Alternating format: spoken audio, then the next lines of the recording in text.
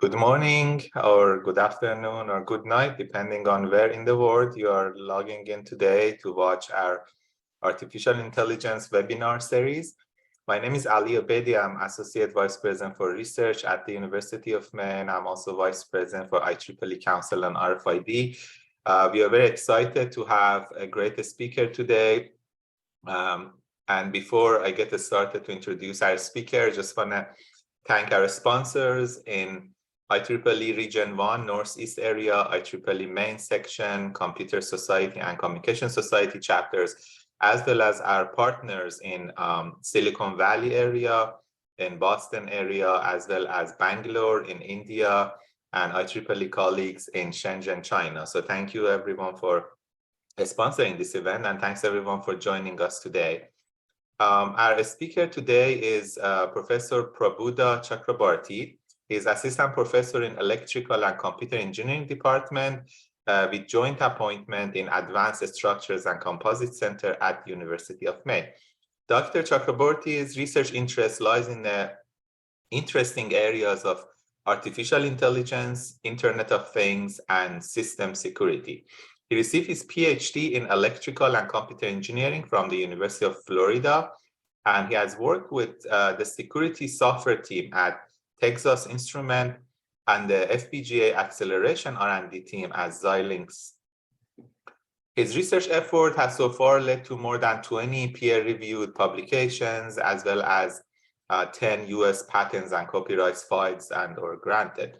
He's the recipient of the Certificate of Outstanding Merit from University of Florida for his academic and research excellence. He also received several awards and honors for his research contributions, including McCloskey Best Doctoral Thesis Award and also Best Hardware Demo Award at IEEE Host 2019, and the Top Picks in the Hardware and Embedded Security Award 2021 by IEEE HSTTC. So without taking too much time, I would like to invite Dr. Chakraborty to the podium. And please, everyone, hold your question until the end. We'll have around 40 to 45-minute presentation. You can use the Q&A feature to post your questions. And at the end, we will have time to answer all those questions. So Prabuddha, please take it away. Hey, thanks, Ali, and thanks, IEEE and UMaine for hosting me today. So I'll get started. Ali, can you see my screen? Yes. Yep. Okay, fantastic. So I'm Prabuddha, and Ali already introduced me in great details, and thanks to Ali for that. So today we will be looking at some of my works which are focused on securing edge devices from the hardware level. So kind of trying to create a hardware root of trust in edge devices, and we'll be using different AI and artificial intelligence techniques, quite a few different ways of doing that.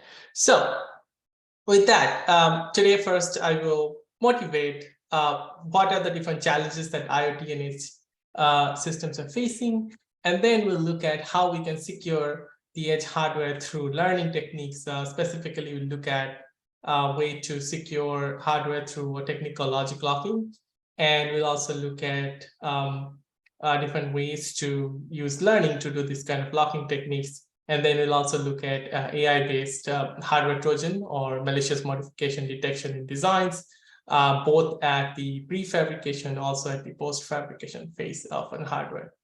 Okay, and then we'll summarize the talk after that. Okay, so what is the Internet of Things and Edge, right? We're all aware of IoT. We heard IoT a lot. So let me break it down. IoT systems typically have a set of embedded devices. We call them edge devices. So these are things like sensors, drones. You have different actuators or these things that reside on the periphery of a system. That's why we call them the edge devices. And then we add connectivity between these devices and to the cloud. In some cases, we add smartness in these devices and the whole system through machine learning techniques. And we incorporate security. So if you have all these components, we have a complete IoT system, right? Internet of Things system. Now, typically there was a lot of focus on doing most of the intelligence or computation at the cloud servers, right? Centralized cloud servers. And edge systems were not given too much importance. They would just sense the data and send it over to the cloud, and then the cloud would do all the processing and decision making and things like that. But recently, there is a trend, there's a switch in the trend. We are doing more and more of processing at the edge itself. So the intelligence is being incorporated in the edge devices itself. They're doing a lot of sensing, they're doing a lot of data storage, data processing, pattern recognition, machine learning, AI techniques. They're not just doing AI inferencing, now they're also doing training of AI models in the edge devices called using predicted learning techniques. So a lot of decision making is happening in the edge devices. And where are these IoT devices being used? Pretty much everywhere. Nowadays, if you look at sectors like home automation, if you look at industrial automation, automotive systems, agricultural systems, medical applications, retail applications, all of them are using IoT and AI in some way. And specific example could be a connected fleet of drones for doing fire detection, or a connected autonomous robots for doing manufacturing in a smart manufacturing setting, or connected autonomous vehicles. These are all prime examples of IoT systems, smart and connected systems, right? And IoT is indeed transforming our lives and the industry with an estimated 1.8 trillion market value by 2028. And this is considering the COVID impact. So that's a huge number. And it has an extremely high growth rate as well. And many of these edge applications, many of these IoT applications are actually using edge intelligence or relying a lot on these edge devices, right? So a lot of importance to the edge devices are being given. Now, what are the challenges that these edge devices are now facing? Because we just did a switch, because we were doing most of the processing in the cloud, now suddenly want to do everything on the edge. So that is leading to a lot of challenges. First of all, we have data storage and processing challenges. There's a lot of high volume of data. The variety of data is really diverse as well. For example, you're dealing with images, music, sound, sensor data, etc. And the velocity of data is high as well. There's a problem with communication bandwidth as well, because we have so many devices being connected now that limits the ability to communicate, because the bandwidth is fixed, but you have so many devices that are trying to talk to each other.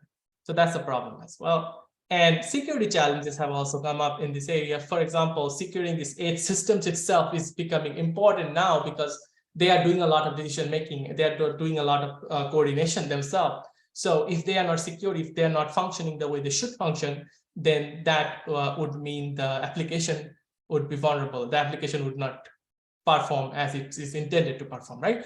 So securing these edge devices is important. And of course, these devices have both the hardware and software components in it.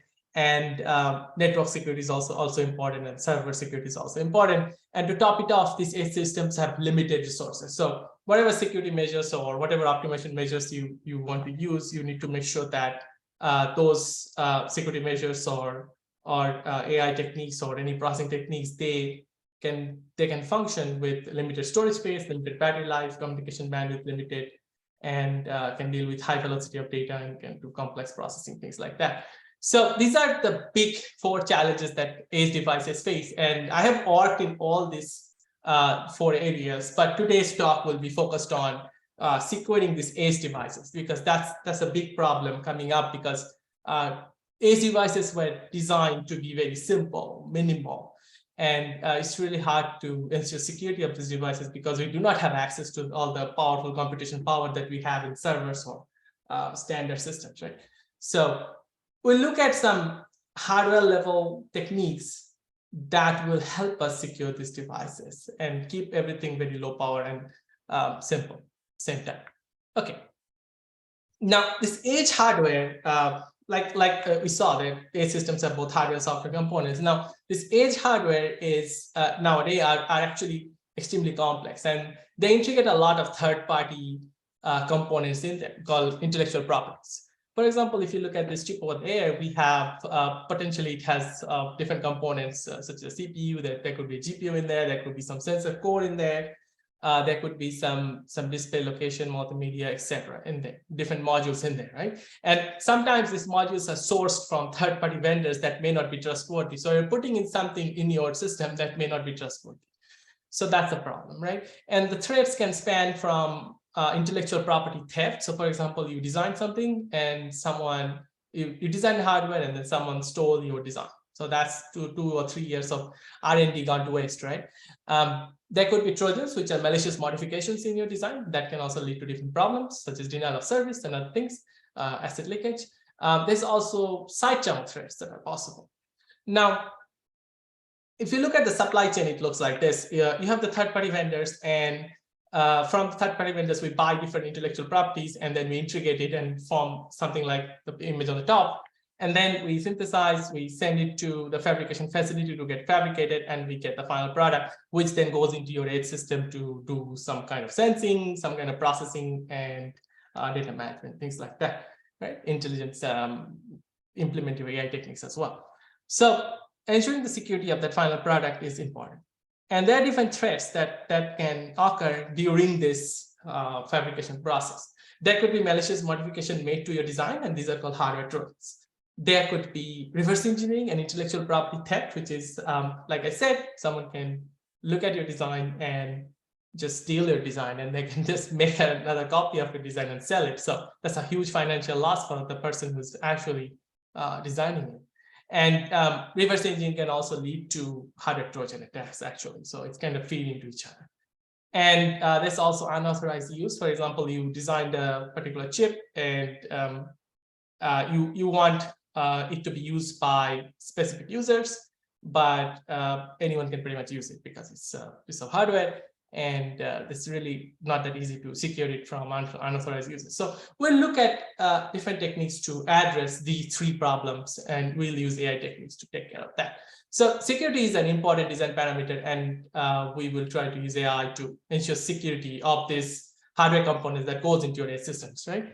Okay, so first thing we'll look at is an AI-guided technique to secure edge hardware from reverse engineering and from unauthorized access, okay? And this is some of the publications and patents in this area that I have, but let's go in. So this technique is called logic locking. So what is the design? A digital design is nothing but a bunch of gates that are connected as a graph.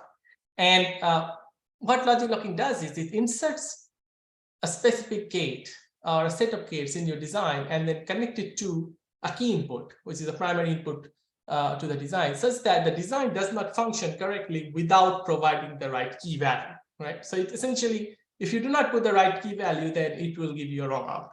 So you need to know the key to use the design. So that's great, right? So this technique can prevent unauthorized access, like we discussed before. That's a problem, and this technique can do that, prevent such unauthorized access. So only the person with the right key can use it, can use the chip. Now, what we also do is we do design resynthesis, which is nothing but a logic simplification, and that gives us structural changes get introduced in the design, and that gives us resistance against reverse engineering. Because your design is now changed, it looks very different, it's really hard to figure out what this design was supposed to do, right? So it will prevent someone from stealing an intellectual property. So both of these are addressed through this technique called logic locking, right? And before I started working in this area, there were different ways to ensure the functional security of a logic locking technique. Essentially, they would encode the lock design through some formulation, and they would give it to a formal solver, and they would try to attempt to retrieve the key. There were different analysis techniques like SAT, AppSat-based, SMT-based attacks, and they would essentially try to figure out if this logic locking was secure enough, right? If someone can guess the key properly or not. So that these attacks were designed to ensure the security of a logic locking from the functional side, right? And that's great. But what about structural security, right? Because we talked about 2 things. We said that, okay, we will insert these gates, and unless we provide the right key value, it will not function. But what about protecting the design from reverse engineering, right? So we need to add the structural changes as well. So when I started working in this area, structural changes were not looked at much. And we thought that, okay, that's a big problem, because if you do not introduce structural changes in your design, that would allow someone to do reverse engineering, and it can also open a pathway for a potential functional unlocking attack as well. So we dug a little deeper, and what we saw is that the synthesis phase that was supposed to introduce the structure changes in your logic design or in digital design, these changes were local. Very small localized changes were happening due to synthesis process. And the diversity of transformation was also very limited. That is, a fixed number of transformations were happening, and most of the transformation was similar kind of transformation, right? And there was a huge bias, essentially. That's what we observed. And I think we already guessed the answer in terms of what the vulnerabilities here is. We can potentially use an AI model to learn these biases, right? To learn this limited number of transformations that are happening. And we did exactly that. We created a training set, and I'll come back and explain more how this training set was created. But essentially, these are pre-synthesis graphs and post-synthesis graphs. And we would learn how this transformation took place and try to reverse it using AI model, right? So the AI model learned these biases and could unlock a lock design, essentially. Structurally unlock the lock design, or rather reverse the post-synthesis, reverse the synthesis changes that was introduced to synthesis, right?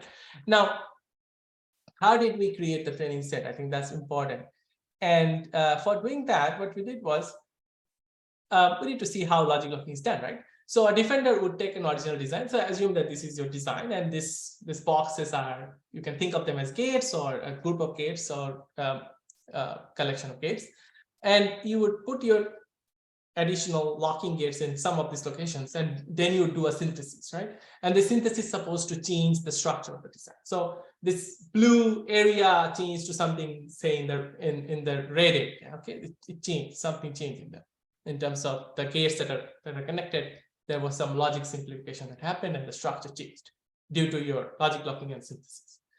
Now, the attacker would do this. So attacker would get access to the synthesized lock design, right? Then the attacker would use the same logic locking technique that you've used, assuming that an encryption technique cannot be kept secret. The attacker has knowledge of the encryption technique, and they would also do the same, use the same logic locking technique to put the gates in the design, and then do another resynthesis of the design. And this is where it gets interesting, because now the attacker has access to information as to what kind of transformations are taking place due to the resynthesis, because the attacker inserted more gates and saw the transformation happening. And then from there, create this pre-synthesis and post-synthesis training data, right? Without needing access to a different original design, the attacker can directly use the lock design to generate more training data. So this is what we call pseudo self-referencing. So we created the training data directly from the design under evaluation, and then we trained the AI model, and then we unlock that design. So it's like you're using what you're trying to attack as your source of information. So that was very interesting. And we could structurally unlock the design. We could also quantify the structural defense of logic locking on that specific lock design as well. And that means that this was an oracle-less analysis. That is, we did not need access to an unlock design to come up with the training data set. And it is a golden free analysis as well. Golden by golden, we mean that we do not have access to the original design. Okay, so at that time, there were different logic locking techniques. So if you see on the top, this legend says RN-ZOR, RN-MUX. These are essentially different logic locking techniques at that time. And we were able to break most of these logic locking techniques just by doing this structural analysis using AI model. And we had more than 60 to 80% accuracy. And remember, this accuracy looks low, but we are actually trying to reconstruct the graph. So 80% accuracy means we are reconstructing 80% of the graph. So that's quite high, actually. It's not really a binary classification. We are predicting an entire graph. So that's a much tougher problem than a binary classification, right? And we also had an R metric, which is a measure of the structural changes we are recovering. And we are able to attack most of the standard logic locking techniques out there. And we also performed really well when the graph size was bigger as well. So that was our results for this attack called SAIL, this structural attack called SAIL. And we took it one step further. So remember, we are trying to reconstruct the graph, right, to break the structural locking. But we took it one step further, and we used this information to extract. We used these structural artifacts that we recovered to actually unlock the design. We predicted the key, and using a refinement technique, an optimization-based refinement technique, hill climbing technique, we're able to refine the key, and we could get 100% of the key back in most cases, in some cases, a little bit less. So we were able to not only undermine the structural security or the anti-reverse engineering security that has been put in place, but we are also leveraging that to allow unauthorized access, right? So we compromise both the security that was being put in place by logic locking. And we had great success. These are some of the results. And in some cases, we got 100% accuracy. Some cases, we had a little bit of accuracy. And we also showed that partially unlocking a design can also be dangerous, because even if you guess 80% of the key correct, your IO patterns will be, in many cases, 60 to even 100% correct, even with an impartial key, partially correct key, right? So that would mean that was a huge security problem, even if you guess a portion of the key, not the whole. Right? And we also came up with a form security of a lock design, and we can look at the.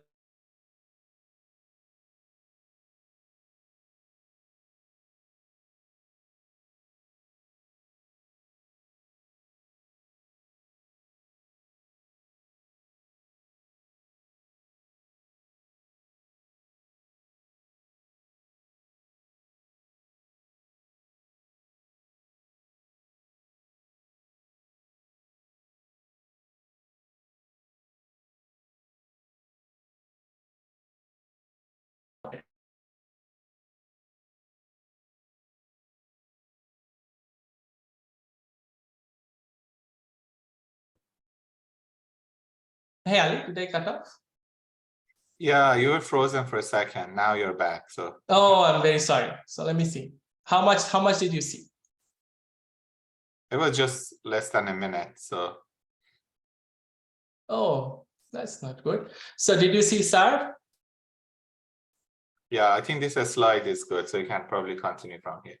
Okay, sorry about that. So essentially, we took the output of sale, and we also did a key retrieval attack, and we could now get back the key as well to unlock the design. So using both sale and serve, we were able to completely undermine the security that was being put in place by logic locking. We could do unauthorized access, and we could also we could also enable reverse engineering, actually. So, and we had great success. We had almost 100% of the keys predicted for different designs. And we also showed that just by partially unlocking a design, or rather having a key which is partially correct, can also be a huge security problem, because a lot of your input-output patterns would still match, even though some of your keys are not correct. And that could allow reverse engineering and other things. Now, we just did not want to attack a design. Our goal was to secure the design, right? But these attacks can be used to quantify the effectiveness of the logic locking, right? So we use these attacks to come up with matrix. And from there, we devised a logic locking technique, an AI-guided logic locking technique, to secure the design, right? So how this locking technique works? So you start with the original unlock design. You do an initial locking. We call this the locked intermediate state. And then you do a security evaluation. And remember, we just talked about these attacks like sale, serve, and there were other attacks that are available. So essentially, all these attacks are in this database, and we do a security evaluation. And then if the design appears to be secure beyond a certain threshold, then we would terminate and say this is done. Otherwise, we would relock the design. We would take out the key. We take out some of the logic locking components that are vulnerable, and we reinsert more components in there, depending on some of the different strategies that we have developed in an expert system. And then we would go back to our intermediate state again, and then we will continue to do this loop until we are happy with the final lock design. And then we'd have a lock design which is secure against diverse attacks. So here it shows that how the attack accuracy is kind of going down for different attacks for different designs.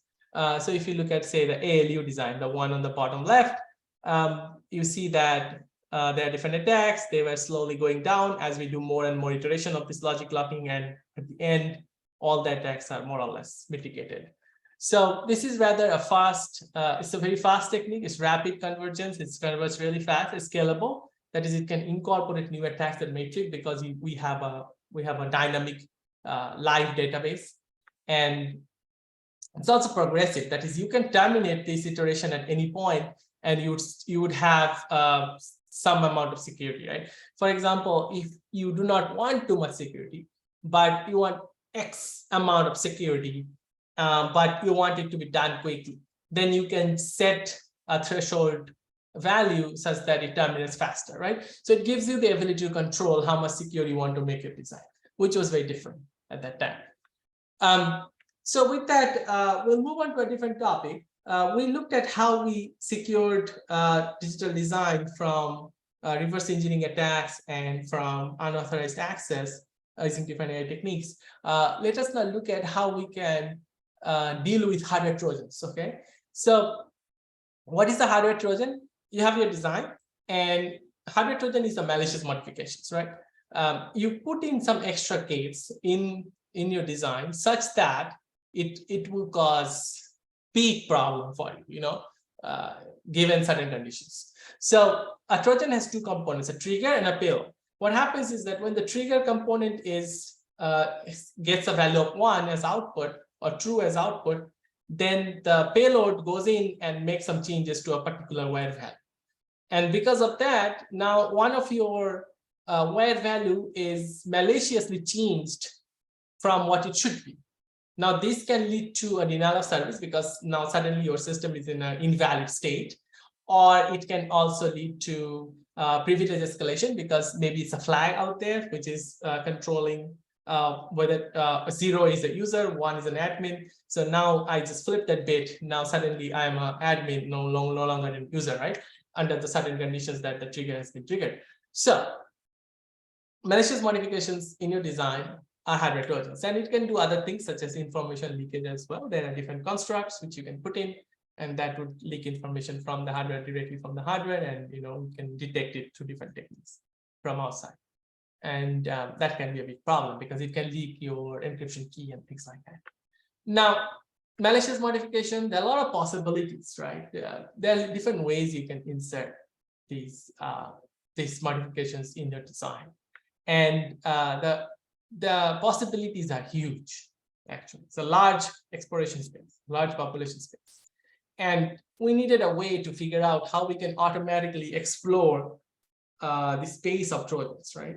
How we can explore what kind of modification, malicious modification is possible that is dangerous and that cannot be easily detected, right? Both this condition has to be met, right? If it is easily detected, then it's not a good trojan, right? If you can just do some simple testing and figure out there's a modification that should not be there, that's a bad trojan.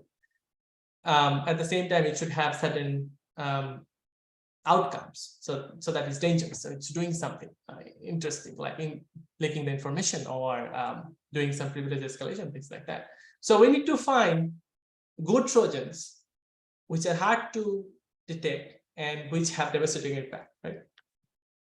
So we came up with an AI-based technique to explore this trojan space, which are good trojan space essentially. So we would take a sample good trojan space, and we would get some structural and functional features out of those trojans. Essentially, these structural features are where these gates are connected, and functional features are more about their characteristics. So just extract different characteristics from the gate, and that are the wires, and that would become the functional features. And then through some learning, we would develop 3 different models. Remember, a Trojan has the trigger model. Trojan has trigger and a payload component. So you would come up with 2 models, one for trigger, one for payload. These are essentially classifiers. So what they will do is they will take a look at your digital design and will figure out which particular wares are appropriate to be a trigger ware and which particular ware are appropriate to be a payload ware, considering that you want to insert a good Trojan. And the Trojan model is a generative model. We use a Gaussian mixture model to model it, which should come up with the overall representation of the Trojan such that it is slightly different from the sample Trojans. The sample Trojans are good Trojans, so we want to mimic them. We want to be similar to the sample Trojans, but we do not want to be exactly the same as the sample Trojans. We want to discover new things. So that's why we came up with the generative model to do that part. And then during the operation phase, we would identify the trigger nets or wires. We identify the payload wires, candidate payload wires. And then using the generative Trojan model, we would link the trigger wires with some payload wire and then form the actual Trojan that is a good Trojan and create a big set of such interesting Trojans. And that would give us an idea of what kind of modifications are possible, right? Before even we do the detection, we need to understand what is possible, right? What kind of attacks are possible. So we did this, we did a lot of study here. No need to get too much distracted with all these numbers here, but just look at that row over there, that column over there. What we are showing is that we were able to accurately generate valid and potent Trojans, essentially with accuracy somewhere from 60 to 90, depending on the design that we're looking at. So we are able to generate a lot of Trojans that are good, that are potent, and that are hard to detect, okay? And that was the first step towards detecting Trojans. And if you look at the feature distribution, so the blue ones are the training data, and the red ones are the Trojans that were generated. And you see that they are similar in terms of features, but there is still a slight difference, right? So they are in the same region, similar region, but they are not exactly the same. So that's exactly what we wanted to do. We wanted to create different Trojans, but modeled after a set of potent Trojans, right? Okay, so that was the whole goal. Now we come to detection, right? So we explored the Trojan space. Now, how do we detect a Trojan? So, so when you put a Trojan in there, it changes the design, right? And what we wanted to do is we wanted to extract different features of that region. Essentially, for each wire, we would come up with different features such as static probability, transition probability, controllability, observability, different structural features like fan-in and information and distance from primary input and output and things like that. We'd come up with all these interesting features, and then we would essentially classify each wire and figure out if that wire is a Trojan wire or not. And this training data is actually generated from this automated exploration framework. So you use the exploration framework to come up with this Trojan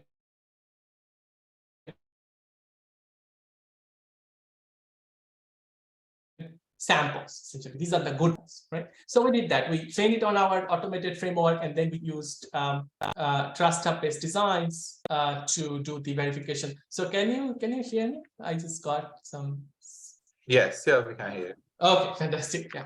So, and then we created an ensemble-based model to do the final prediction. We use different AdaBoost, random forest, and based technique to do that, because some of the Trojans were being detected better on different models. So we came up with an ensemble to do the final thing, and that gave us the best accuracy. So that's how we did the detection at the digital circuit. So understand what we're trying to detect. We are detecting the Trojans at the design phase. So you have this gate level representation of your design, and we are trying to figure out if there's a malicious modification being made into this design, right? Now the next phase was that was prefabrication. Now next phase is what if you get a chip and a device or an SoC, and you believe that there could be a Trojan in it, right? You did not have access to it before it was fabricated, but you have access to it after it was fabricated. It came to you like that.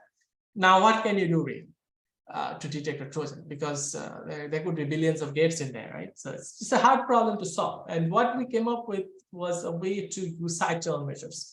So we would connect this chip over. We had a custom board that can be used to measure current values.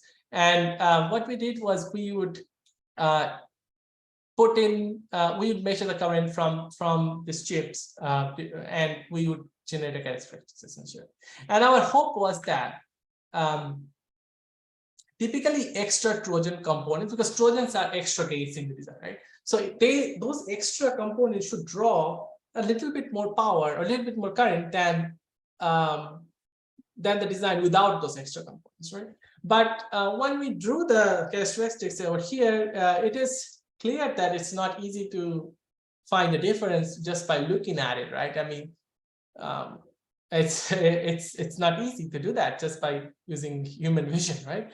So maybe AI can help here, and we did exactly that. Once you cluster them, you clearly see that this current measurements actually group up, and they form different clusters depending on the different type of Trojans that were inserted in those chips. And here we have 9 clusters, and out of the 9 clusters, we have 8 are Trojan clusters, and 1 is a Trojan-free cluster. So that's how we did the detection.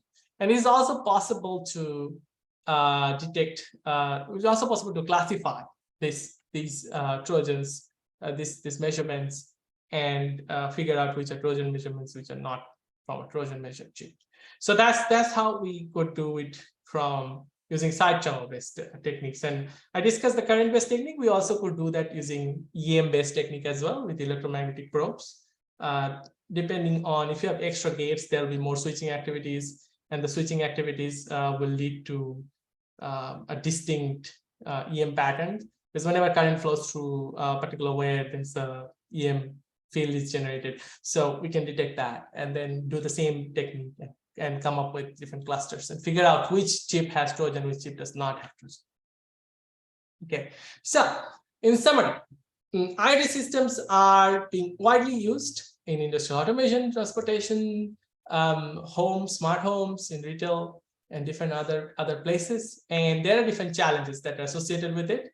In this particular presentation, we looked at some ways by which we can secure this digital supply chain through AI techniques, so that the final hardware product that goes into these edge devices that are used to build IoT systems are secure, right? So the hardware should be secure so that we have at least our trust should be with the hardware. Even if we do not trust the software, we should trust the hardware at least, so that the root of trust should be at least reside at the hardware level, right?